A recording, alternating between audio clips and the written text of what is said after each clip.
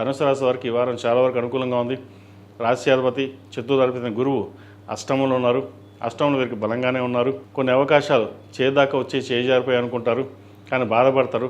ఎటువంటి బాధపడాల్సిన అవసరం లేదు. మీకు రావాల్సిన బెనిఫిట్స్ ఏవైతే ఉన్నాయో అవి మీ చేతకు వస్తాయి. నూతన గృహ ప్రవేశం చేయాలన్న ఆలోచన ఏదైతే ఉందో, స్థిరాస్తులకు సంబంధించిన విషయాలు ఏవైతే ఉన్నాయో చక్కటి అవకాశాలు కలిసి వస్తుంది. ఉద్యోగంలో పేరు ప్రఖ్యాతలు పెరుగుతాయి. రావాల్సిన బెనిఫిట్స్ ఏవైతే ఉందో చక్కగా ఉంది. ముఖ్యంగా సంతాన సంబంధించిన విషయాలు సానుకూలపడుతుంది. సంతాన విద్య కూడా మంచి పురోగతి సాధిస్తారు వాళ్ళు. కాబట్టి ఎటువంటి ఆలోచనలు లేకుండా మీ ప్రయత్నాలు ఏవైతే ఉన్నాయో అవి నెరవేర్తించండి. అదేవిధంగా కుటుంబంలోనే మీరు బాగా ఎదుగుతున్నారని ఈర్ష్యా దేశాలు ఎక్కువగా ఉండే అవకాశం గోచరిస్తుంది.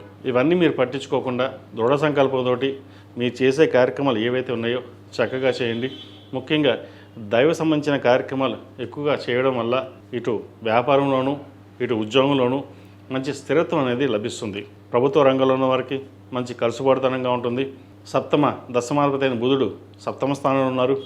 అదేవిధంగా భాగ్యాధిపతి అయిన రవి కూడా అష్టమంలో ఉన్నారు. ఆరోగ్యం సంబంధించిన విషయాలు ఎటువంటి ఇబ్బంది లేదు. సెల్ఫ్ డ్రైవింగ్ విషయంలో కూడా చిన్న చిన్న ఇబ్బందులు ఉన్నా కూడా అవి సమస్యపోతాయి. ఈ రాశిలో జన్మించిన విద్యార్థులు చక్కటి అవకాశం చెప్పచ్చు. అర్ధాష్టంశ నడుస్తున్నప్పుడు కూడా పంచమ వ్యయాధిపతి అయిన కుజుడు షష్టమంలో ఉన్నారు.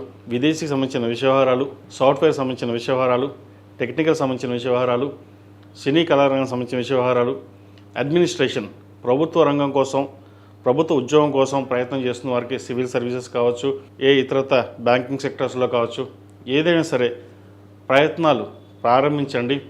ఇప్పటి నుంచి మీరు ప్రారంభిస్తే ప్రభుత్వ ఉద్యోగం రావాలి చేయాలన్న పట్టుదల ఏదైతే ఉందో అది నెరవేరుతుంది. ఈ రాశిలో జన్మించిన స్త్రీలకు చెప్పుకోదగ్గ స్థాయిలో ఇబ్బందులు ఏమీ లేవు. చిన్న చిన్న సమస్యలు అవి సమస్యపోతాయి. ఇబ్బంది పడాల్సిన అవసరం ఏమీ లేదు. వీరికి అర్ధాష్టంశ నడుస్తుంది. చక్కగా ప్రతిరోజు శని స్తోత్రం పఠించడం, ఓం నమస్తే ఒత్తులతోటి, ఓం నమో నారాయణ ఒత్తులతోటి దీపారాధన చేయండి. ప్రతిరోజు మణిదీప వర్ణన చదవడం కానీ వినడం కానీ చేయండి. లేదా ఖడ్గమాల సూత్రం వినడం కానీ చదవడం కానీ చేయండి. తద్వారా మంచి ఫలితాలు సంప్రాప్తిస్తాయి. శనివారం నాడు కానీ మంగళవారం నాడు కానీ ఆంజనేయ స్వామి వారికి ఆకుపూజ చేయించండి. తద్వారా సంతానం యొక్క అభివృద్ధి, భాగస్వామి యొక్క ఉద్యోగాభివృద్ధి చక్కగా మంచి ఫలితాలు సంప్రాప్తిస్తాయి. ఈ రాశిలో జన్మించిన వారికి కలిసి వచ్చే సంఖ్య 6, కలిసి వచ్చే రంగు ఎల్లో. ఏదైనా పని మీద బయటకు వెళ్ళేప్పుడు శుక్రవారం నాడు కానీ బుధవారం నాడు కానీ వెళ్ళండి. మంచి ఫలితాలు సంప్రాప్తిస్తాయి. ఈ పూజస్టోర్.in పసుపు కుంకుమ నుంచి దేవతా విగ్రహాల దాకా అన్ని రకాల పూజలు, వ్రతాలు, గృహప్రవేశం, హోమాది శుభకార్యాలకు కావలసిన పూజా సామాగ్రి అంతా ఒక్కొక్క క్లిక్ తోనే మీ ఇంటి వద్దనే పొందండి. ఈ పూజస్టోర్.in